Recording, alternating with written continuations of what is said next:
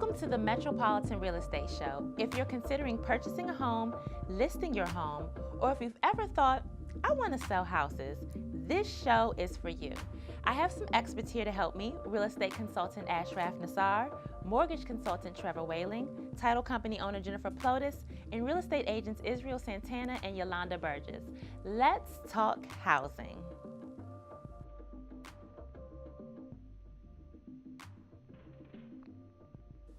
The home buying process is so exciting. You're taking tours and placing furniture in your new place, but there's a lot of business behind the scenes that needs to be taken care of, and I have two experts here to help us walk through the process. Please welcome Ashraf Nassar and Trevor Waling. How are you all doing today? We're doing great. Thank you for having us. Thank you so much. Thank you for being here. Let's start with you. What is the best way someone in the housing market can determine the quality, good or bad, of a neighborhood? This is actually one of the most important roles of the real estate agent, which we take pride of. We do our research, our diligence, and we make sure we provide our clients with all the right and correct information. We do encourage our clients to use some of the online tools that are available out there, like the school rating, the crime statistic in the neighborhood. We even encourage them to visit the local schools and visit the local police station to ask questions, get to know the neighborhood as well. We provide them with all the public service questions, library, shopping centers, the future of development of the neighborhood as well. So it's a two-way highway when we work with our clients to let them know and acknowledge them and educate them about the neighborhood and what's coming up. That's a good point I didn't think of. If you check on the status or the scores of the school, it might give you a good idea of the quality of the neighborhoods, right? How can they look into that?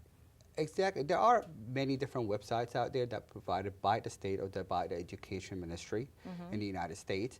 You just plug in the school name, the neighborhood, the zip codes, and we'll give you all the rating of the schools. So the housing market is always up and down and up and down. When is it going to be a good time to buy again? It has never been a better time to buy than today. As we all know and as everybody aware, we've witnessed an increase of the interest rate, which is the interest rates is slowly climbing back up. Based on the home database search, since last year, home value had increased an average of 7.2% in the past 12 months, and it's going to continue growth at an average of 4.2% for the next year or two. As long as you don't live with your parents' basement, you pay in somebody else's mortgage, either your landlord's mortgage or your own mortgage, which if you are qualified to rent, if you are renting, that means you're qualified to buy. And we always encourage people, encourage our client to make your investment. Your investment is where you live. Your investment is what your saving is. Buy a home today before you wait till tomorrow. Well, let me ask you, Trevor, you mentioned that the interest rates, things can change. Well, what makes an interest rate go up and down? How does that work? So a lot of people always wonder about that. They seem to think it's very random. People don't. Is it? I think, is there someone behind the strings just making life difficult? So actually, no. The best way for someone to really investigate interest rates is to look at the 10-year Treasury bond yield. Okay. So as you'll see, the yield on that going up or down, interest rates will pretty much follow the same pattern. So the easiest thing, if you can just Google 10-year Treasury bond yield, and it will show you a great graph on there. So you can get a pretty good estimate of if you think things are going to go up or down. Another great way to look at it is to look at the stock market. As crazy as it sounds, when the stock market's going up, interest rates are going up. So one of the best times to start buying and looking is when the stock market is actually kind of on a downturn. That's when you're going to see the lowest rates. And in fact, right now, we have hit the lowest rates since the election, just this week. It's been... Speaking of that, what happened with the election? Things kind of got a little topsy-turvy. What do you think? None of us expected that. Yeah. It was a huge surprise to everybody. But after the election, as you saw, the stock market started going up and up and up. You know, a lot of it has to do with confidence in the business sector. Okay. And as that increased, then the rates just jumped pretty much overnight. But as things have kind of settled down, we're in more of a, things have been going along. We've seen the interest rates kind of creep down, but while they've been creeping down, another aspect that starts to affect the interest rates is whether the Fed is investing in mortgage-backed securities. And they've actually put out that they're probably going to slow their purchasing. So we expect that, despite the fact that, you know, right now we're in a lower interest rate market, we think it's going to continue to climb back up there, and we're, you know, probably going to start seeing it go above what the post-election interest rates were. So this is a great time to buy. This is probably the perfect time to buy. Okay. What are some programs you all can tell me that maybe residents of Montgomery County and also Maryland can take advantage of in qualifying for their new home, whether it be down payments? Sure. Well, I think the big thing that a lot of renters don't know is just how much easier it is to qualify for a mortgage than they think. You know, a lot of people think you have to have an 800 credit score, you have to have 20% down payment, you have to have all of these things lined up, when really there's a lot of programs out there that are specifically made for first-time home buyers, made for people that maybe don't have perfect credit, but with the ultimate goal of helping them, as Ashraf was saying, pay their own mortgage instead of somebody else's. You know, there's a great program where you can put 3% down instead of having to put 5 or even 20% down to get into a conventional mortgage. And if you're willing to take a home buyer education class, what's that called? I've heard of that. so there's actually a number of them, and the big thing is a lot of people will just go online to search, and there's all these that cost money, but we actually know a large number of organizations that will do them for free. So it's another way that you can cut that out. And I'm sorry, I cut you off because I got excited. No, of course. But there are programs that will, you take classes, you educate yourself, and then they offer you some... So it cuts down your mortgage insurance. Okay. A lot of people, you know, they know they need homeowners insurance, but when you buy a house, you don't realize that until you own at least 20% of it, you're going to be paying mortgage insurance on it. Well, Ashraf, what is mortgage insurance? Well, we call it the PMI. It's the private mortgage insurance, and it's always required if you put less than 20% down. And what it does is the lender insure the loan just in case if the buyer go on defaults.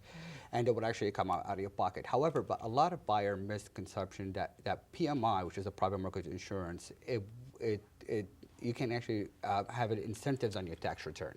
So you get certain money and certain quantity of it back when you file your taxes, which makes it very interesting. And this is something that a lot of buyers don't know. Buying a home, it helps you with your tax return, reduce the taxes that you owe instead of having rentals, which helps you pay less in taxes by the end of the year. That will come out from the interest rate or from the PMI. There's one of the other tools that we can always help our client is negotiate the closing cost, which our goal is to make sure our client pay the least amount of money up front when they buy a property. This is when we come in as a real estate agent. We average it between 2.5% to 3%. Closing costs, which goes to the title company. That could be negotiated. We could have as an incentive from the sellers. We could see if the lender could help out with some of that money towards closing, which is an impact on the interest rate, but in a very, very little to none of increase in the percentage. So do you all do some negotiating and you can help your clients save and get in homes faster and faster? Now, I appreciate you telling me about mortgage insurance, and I appreciate you also introducing me to Jennifer, who is our next guest, and she's going to tell us a little bit about title insurance. Thank you so much for being here, Trevor and Ashraf. I appreciate you coming, and you all stay tuned. We'll be right back.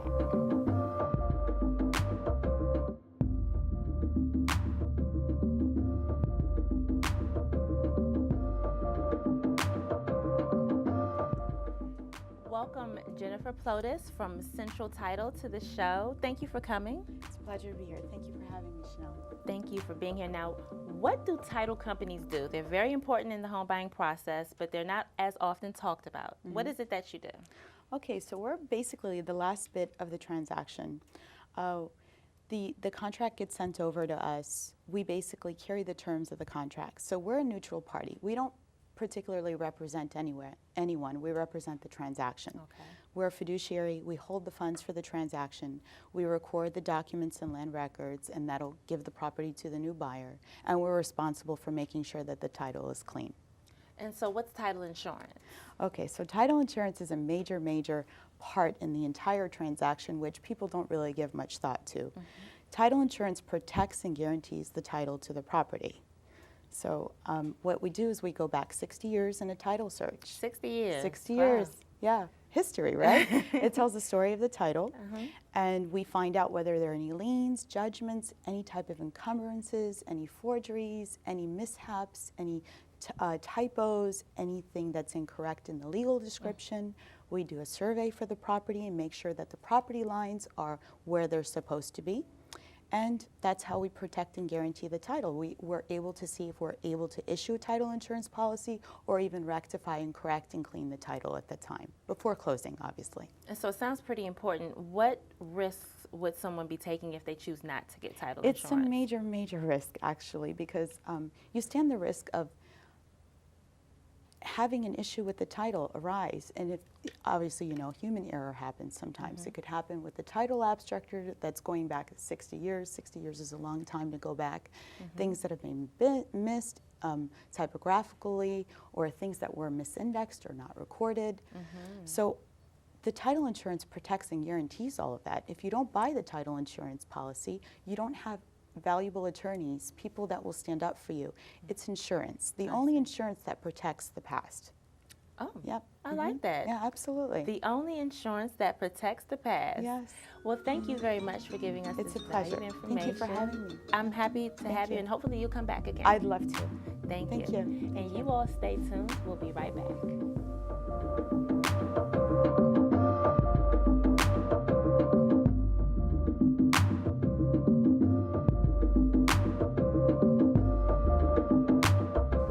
I love entrepreneurs. I love the spirit, the drive, and the hustle, and I especially love young entrepreneurs. And that's why I have Israel here with me on the show.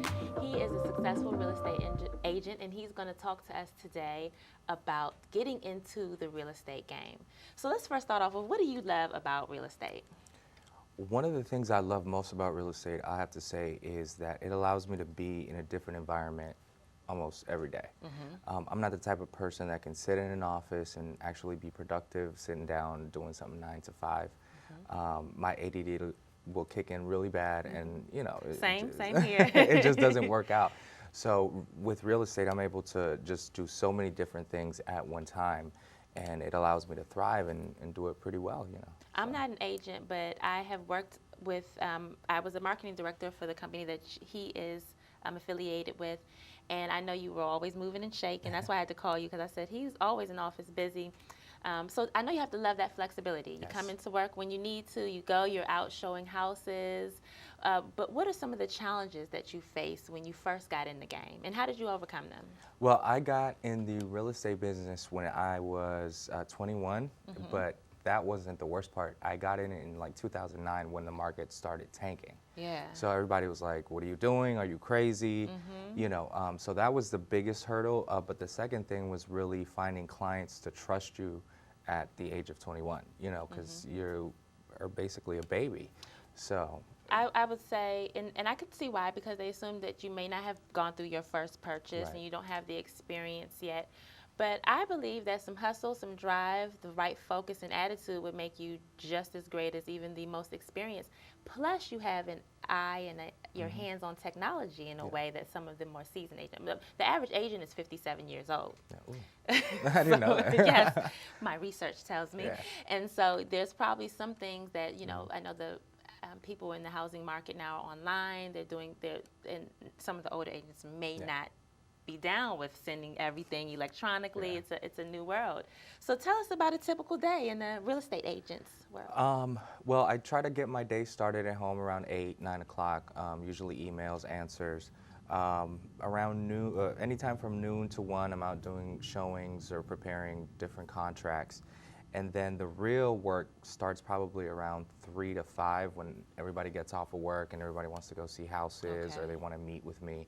So the bulk of my work is probably done between like 3 and 9 at night. And, you know, the morning time is a little bit slower. I'm able to kind of get everything that I need to get done in order to, you know, have a good showing day. So tell us what your favorite, if you have a favorite type of client, or what's your fave? My favorite type of client is going to be the seller because I'm able to kind of showcase my marketing skills and my technology skills, and I can kind of use that to help them sell the house and sell it for the best price possible. And it feels, you know, pretty good. How about clients that you would like to stay away from? I would like to stay away from clients that don't really know what they're doing or don't really know what they want. The type of buyer that we see today is prepared. They've done their homework. They've gone on Zillow, Trulia, HomePads, what have you, to kind of see what the market looks like. The nightmare client would be somebody who has the most unrealistic expectation possible when it comes down to purchasing, meaning, you know, realistically they can probably buy a 3-bedroom, 2-bath home, but they're looking for something that's 6 bedrooms with 4 bathrooms and 5,000 square feet. And that's just, around here, it's just not feasible. Yeah, yeah. And so they'll have you driving around and looking for a needle in the haystack that's not there. I've had, in my younger, more unexperienced years, I've ran around with clients for up to 2 years, just trying to find them something that doesn't exist. So, you know, spinning my wheels, and I've learned to kind of weed out the people who aren't serious. That's a good point for any business, Absolutely. to weed out who is not serious. So when you are, I'm just considering now a young agent in this, again, the 57-year-olds are the average agent in this area. What do you think some of the advantages would be? The biggest advantage, I would say, is that I'm still young enough to be able to do a lot of running around. I'm always on the go. I have a lot of energy. And I also kind of think outside the box because I'm technically still young. I'm 30, but I'm not so young. Did you recently have a birthday? I did. I'm not Facebook stalking you or anything. Yeah, I did. I just turned Happy the big belated. 3-0. Thank you. So I'm able to kind of be in the middle to where I can use the technology that the younger kids are using, like the Facebook, the Instagram, the Snapchat, to kind of showcase their homes, and that helps. And that's so important. It's a very, very easy tool for agents to use. I push it myself in marketing consultations. What about some of the, I guess, I'm sure there are some misconceptions. What do you think some of those may be? I think a lot of people think that a lot of agents are at home in bathrobes watching TV. And so I'll get a lot of calls like, I want to see this house right now. And, you know, sometimes it's just not doable, that easy. You know, sometimes we have a lot of other things that go on behind the scenes, meaning contracts, negotiations, preparing different stuff for other transactions. So I think the biggest misconception is that real estate agents don't really do anything. Yeah. You know, and you all have a lot to do, and Yeah. you have a lot to keep. That's one part of entrepreneurship is that you're not reporting to and pleasing one boss, you know, for the week. You have a few people that you're working for. You have to juggle, and I always tell people, you know, you have to be your own human resources, marketing, accounts payable, accounts receivable. You also have to be customer service. So you have to be a full functioning organization as one person. And, you know, so a lot of people think it's just, oh, you just sell houses. But that's actually Well, the great thing not is that easy. that you started young, and there's others that are starting young and are considering it. And you always have to start somewhere, and experience is the best tool. So when you start, you get the ball rolling, you got all this experience under your belt, and you're barely 30 or 31. You said you started when you were 21? I was 21. Wow. Wow. I did a lot of rentals. Yeah, that's how I got my foot through the door, because people didn't really trust me to help them buy a home. Now and then, the people that I helped rent a home, they eventually came back and bought with me. So, you know, never turn down a deal as a new agent. You never know what that could turn into. Where do you see yourself in 10 years? I see myself still being a real estate agent, and also tapping into maybe the real estate flipping business, where you kind of, you know, take some homes investing and try to keep it to a price where it's still obtainable for buyers, because as you know, this area is going up and up and up. So. Thank you so much for coming on the show. Thank you so much for having me. And I hope you will come back again, and happy birthday. What did you do for your birthday? I worked. unfortunately. Right. I know that's right. There's nothing wrong with that. Get your money. Right, my boss didn't give me the day off. So. Good. Well, thank you Yeah. for being here. And Thank you you, all sir. stay tuned. We'll be back.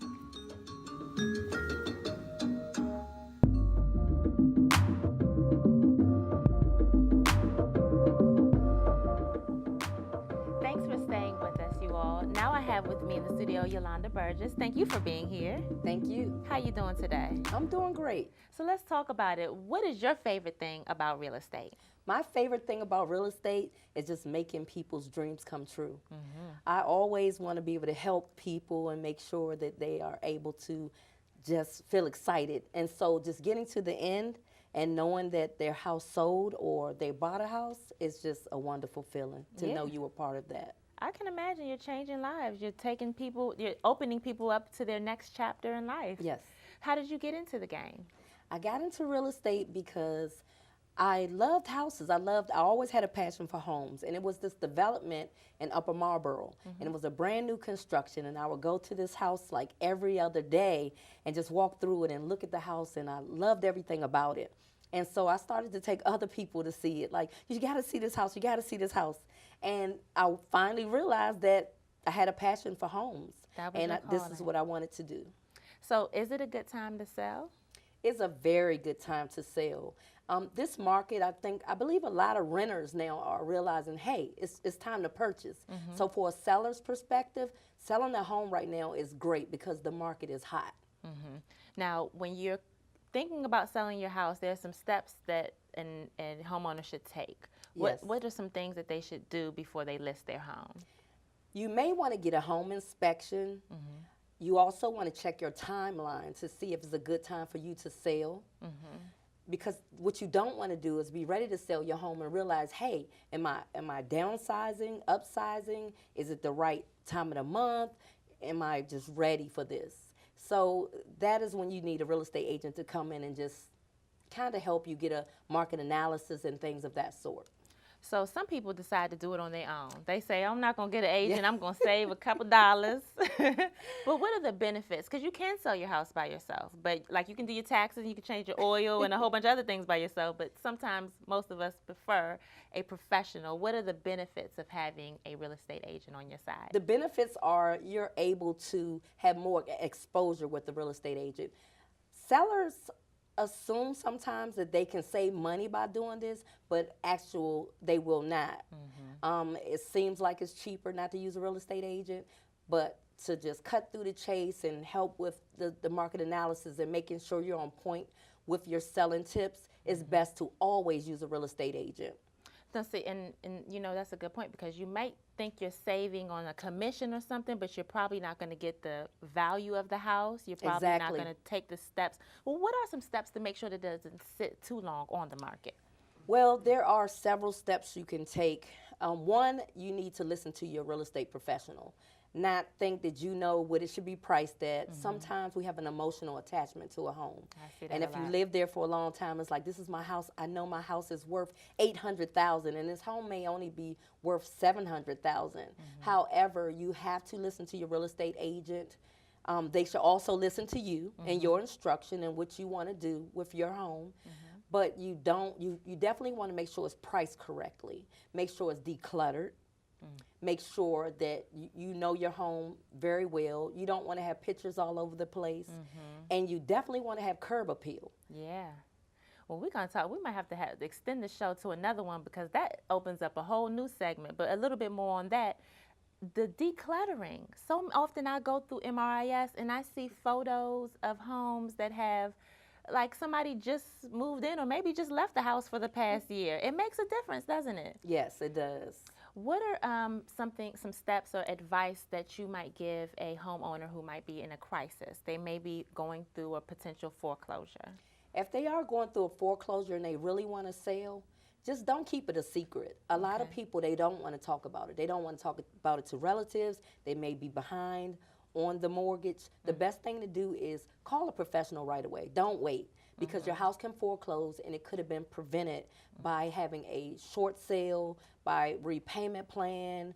There's several different things that can be done. But when you don't talk about it, and then the bank comes and they lock you out of your own house, it's not a good feeling. Wow. What is the not exact, but help me understand. A short sale is a sale that's short, of course, but what does that mean? It's the bank. The bank is taking the short. Okay. Oh, okay. Aha. I'm sorry. I just figured some things out. Uh-huh. So the main thing about that is the bank needs to know, did you want to do a short sale? You may have already done a modification already. And if you've already done this and you've exhausted your remedies, then you can do a short sale. And the real estate agent can also help negotiate and help you get some kind of relocation assistance to move, instead of you getting put out and you having no money to help you move. Thank you for the information, Yolanda. But let me ask you, where do you see yourself? I see such a shining star of an agent here. You have such a bright personality. By the way, I'm having a lovely day. I just think it should be said on air that the crew here is excellent. My guests have been excellent. I'm feeling excellent. Where do you see for yourself in 10 years? Well, in 10 years, I'm definitely going to have my own brokerage out. I'll definitely be very wealthy. I am going to be doing more public speaking. I hear it in your voice. Yes, I just did House Hunters, so I'm excited about that. Ready for it to come out. Congratulations. So I'll let you guys know when it airs. So I'm excited about that. Want to do more TV, and I also want to get into helping others and just giving back and encouraging others to know that they can make it and they can own homes or whatever field they're in. They can go as far as they want to go. The sky's the limit. Thank you for being here. We have to let Yolanda go because she's got some dancing to do. She didn't tell y'all about the dancing she does. That's another stuff. For the church. Right, For the church. liturgical dance. Just to be clear. Thank you for being here. I've had a great time. And to my audience, thank you all for watching. Stay tuned to the Metropolitan Real Estate Show. We will have another episode for you soon enough.